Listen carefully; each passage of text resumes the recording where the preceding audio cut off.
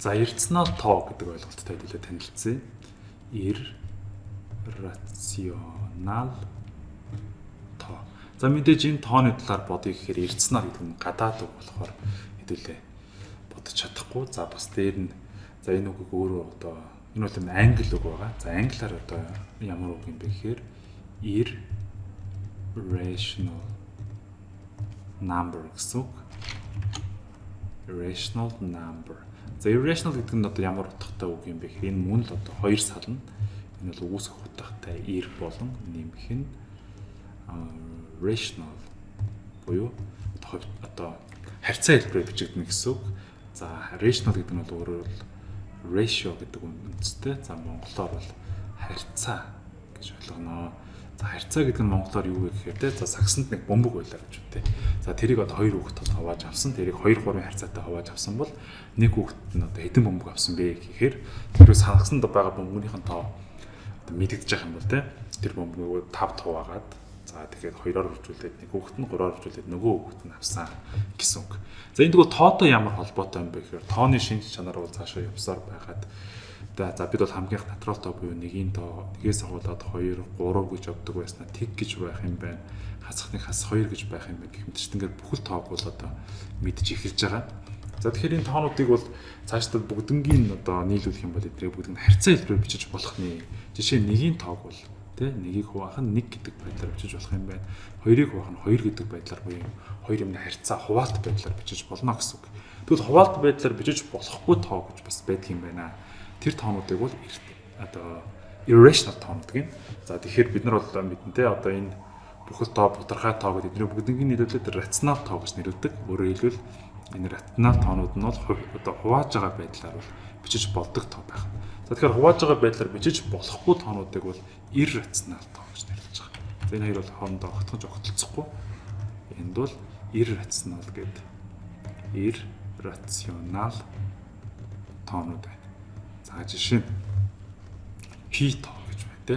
За p тоо буюу ойролцоогоор 314 гэдэг энэ тоо бол хязгаарч одоо 2 тооны хуваагдал байдлаар бичиж болж чадахгүй. Яг энэ тоо хэдвэ гэдэг нь хязгаарч тэгэж тодорхой гарч ирэхгүй гэсэн. Гэхдээ бид нар энэ тоог бол ойролцоогоор бас ойролцоогоор те 22-ыг хуваах нь 7 бол 314 гарах юм байна гэж бол ингэж бичдэг. За мөн язгуур доор 2 байна. За язгуур доор 5 гэх мэтчлэн.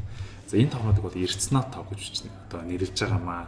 Өөрөөр хэлбэл энэ язгуур доор 2 гэдэг энэ тоог бид нар хизээч А-г хуваах нь Б гэдэг ийм хоёр тооны тэ одоо хуваагдал байдлаар бичиж болохгүй гэсэн үг. За тэгээд цаашаа дэлгэрүүлээд тэгвэл энэ язгуур гэдэг нь өөрөө юу гэсэн үг юм бэ? Язгуур буюу энийг бол англиар одоо root гэж нэрлэж байгаа. За root. Өөрөөр хэлбэл 2-ын 1 зэрэг гэсэн үг. Энэ нь юу гэсэн үг юм бэ гэхээр за бид нар натурал тоонуудаас квадрат тоог үүсгэж болно. Натурал тоонууд гэдэг бол за энд бичиж. За 1 2 3 4 5 6 гэх мэтчлэн энэ натурал тоонуудыг өөрийг нь өөрөөр нөхжүүлэх юм бол квадрат тоонууд гарч ирнэ. Квадрат тоонууд. 1-1 2-2-ийн 4 3-ыг 3-аар хуржуулээд 9 4-4-ээр хуржуулээд 16 5-ыг 5-аар хуржуулээд 25 6-6-аар хуржуулээд 36 гэх мэтчлэндээ 7 бол 49 гэх мэтчлэн. За энэ талд байгаа энэ тоонуудыг бол бид нар квадрат тоо гэж нэрлэж байгаа. Квадрат тоо. Квадрат тоо буюу өөрөөр хэлбэл энэ нэгийн тоо гэдэг бол 1-ийг үржих нь 1, 4-ийн тоо гэдэг бол 2-ийг үржих нь 2, 9-ийн тоо гэдэг бол 3-ийг үржих нь 3, за энэ 4-ийг үржих нь 4, энэ 5-ийг үржих нь 5 гэх мэтчлэн байлаар бичиж болно. Тэгэхээр энэ бол нэг талаар одоо үржиж байгааг бол хураангуйж бичих нь зэрэг гэж нэрлэдэг те. Энэ бол 1-ийн квадрат, энэ бол 2-ийн квадрат, энэ бол 3-ийн квадрат, за 16 гэдэг бол 4-ийн квадрат гэсэн үг байна. За тэгээд 5 25 гэдэг бол 5-ын квадрат гэх мэтчлэн үргэлжлэнэ. За тэгэхээр энэ тоонуудыг бол за ногооноор бүр хэлсэн энэ тоонуудыг бол квадрат тоонууд гэж нэрлэнэ. За тэгээд 2-1 зэрэг гэдэг маань бол юу гэсэн үг юм бэ гэхээр ямар тоог өөрийг нь өөрөөр нь үржүүлэхэд энэ тоо гардаг тэр тоо буцаад эндээс гарна гэсэн үг. За тэгэхээр энэ дэр 2-1 тэмч тохиромжтой жишээ биш болохоор би 2-1-ийг түр арилгачаа. За квадрат тоон дээр буцаагаад жишээг авах юм бол юу гэсэн үг гэхээр энд 4-ийн 2-1 зэрэг гэдэг бол 2 гарна гэсэн үг.